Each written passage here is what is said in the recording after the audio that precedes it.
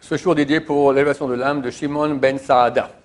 Une question qui est souvent posée, est-ce qu'une femme peut aller voir un médecin homme, et même un gynécologue? Est-ce qu'un homme peut aller voir un médecin femme? Bon, gynécologue, c'est moins critique pour les hommes, d'accord? Qu'est-ce qui se passe? Alors, on a un principe dans la Torah qui s'appelle Asuk Bemelarto. Enfin, il y a deux choses. D'abord, en Ihoud, c'est clair qu'il ne peut pas être en Ihoud. Il n'y a aucune médaille spéciale au médecin parce qu'il est médecin qui peut être en Ihoud. Donc, il faut que la porte où ils seront sculptés reste ouverte, c'est-à-dire pas ouverte, mais pas fermée à clé, qu'à chaque seconde, la secrétaire, une infirmière, quelqu'un peut rentrer. D'accord? Comme ça, il n'y a pas de Ihoud et c'est bon. À part cela, il y a le problème du contact physique et aussi de la vue. D'accord? On va avoir des parties intimes de l'homme ou de la femme, on va avoir des contacts physiques. Alors, pour ces choses-là, il y a une autorisation qui s'appelle Asuk Bemelarto. Si c'est nécessaire, le médecin, d'accord? Lui, il est occupé à son travail. Il ne va pas regarder maintenant la bonne femme si elle est jolie ou pas. Il fait son travail, d'accord? Il n'est pas occupé à ça. Moi, je me souviens, quand je faisais les séminaires, d'accord? Il y avait des femmes qui venaient aussi, et pas bien habillées, on faisait du kuro, donc des gens.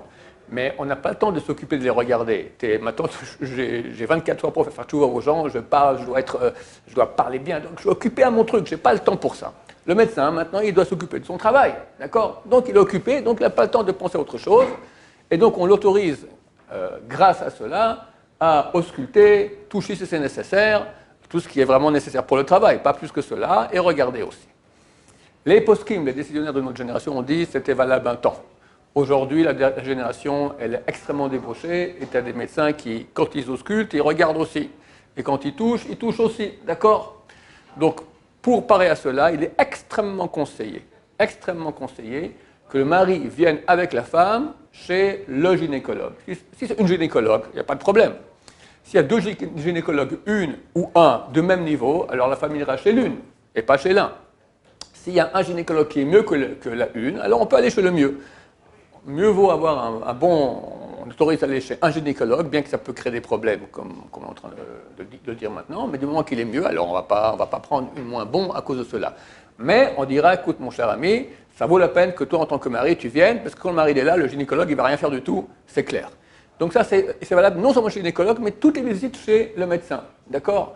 Si le médecin doit ausculter, on rentre déjà dans un terrain qui est dangereux. Un temps, on comptait sur l'autorisation de Asuk Bemelarto, il est occupé à faire son travail, il n'a pas d'autre chose dans la tête. Aujourd'hui, c'est fini, ils ont tous ces trucs dans la tête. Et c'est dangereux. Donc, il faut